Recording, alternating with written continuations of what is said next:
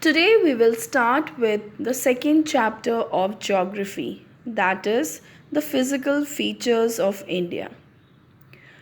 The earth is a remarkable piece of real estate, and the busy one is that from the ever changing weather patterns to the hustle and bustle of city streets, our planet is an acoustic state of motion. However, when we take a look just below the surface, we find things are always moving below our feet as well. It's called plate tectonics. And that's how the continents were formed, reformed, and reformed. Our earth is made up of layers, and there are two types of layers we need to learn about in order to understand plate tectonics: the compositional layer and the mechanical layer.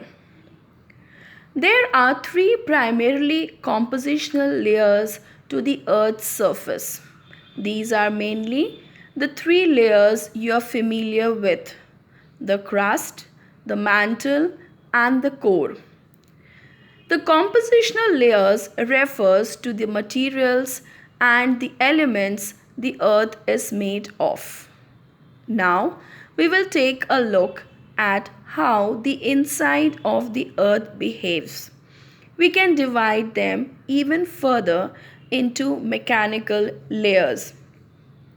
Starting from the outside, the lithosphere is the outermost layer of the earth.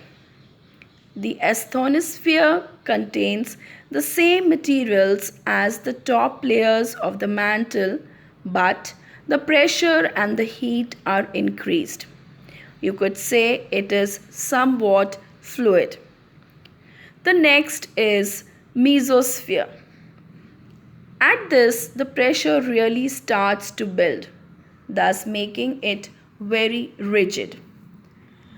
Past the mesosphere is the liquid outer core, extremely high in temperature, which melts the meadows contained in this layer into liquid form. Finally, the solid inner core. Just like the outer core, it also has high temperatures. What is plate tectonics?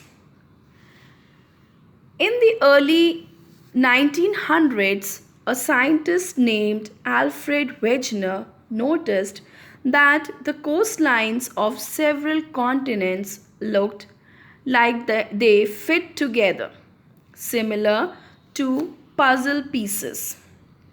He believed that some 200 million years ago, all the continents were joined together in one supercontinent that he called Pangaea, which is all the earth. Over the years, Pangaea broke apart into the continents we know today by a process called continental drift. Plate tectonics theory states that the Earth's outer mechanical layer, the lithosphere, is divided into large continent sized plates that are constantly moving. Now, how fast are they moving? Pretty slow, that is about 1 to 2 inches per year. A few natural discoveries in the 20th century made Wegener's theory seem worth possible. How does it work? Many earth scientists have tried to describe the formation of physical features with the help of various theories. One such theory is the theory of plate tectonics. Plate tectonics is a scientific theory that describes the large scale motion of Earth's lithosphere. According to this theory, the Earth's crust, that is the upper part, is made up of 7 major and some minor lithospheric plates. Stresses within the plates and the continental rocks above resulted in the movements of the plates, leading to folding, faulting, and volcanic activity. When two plates meet, their relative motion determines the type of boundary: convergent, divergent, or transform. Earthquakes, volcanic activity, mountain building, and oceanic trench formation occur along these plate boundaries. The movement of the plates is classified into three types. The first one, that is convergent boundaries. When two plates move towards each other, they form a convergent boundary.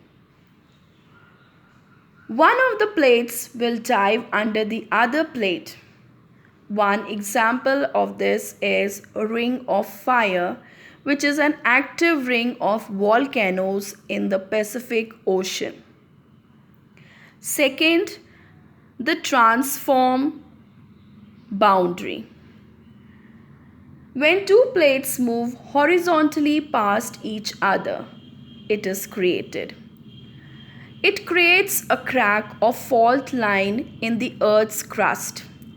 As the plates start to move, they start rubbing against each other, resulting in the building up of pressure.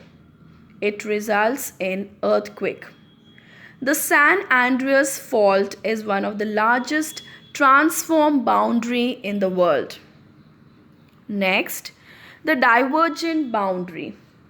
When two plates move away from each other, either the space between the two plates widens, or if the space below the two plates is under the ocean where the crust is thinner, magma oozes out from the Earth's mantle and fills the space.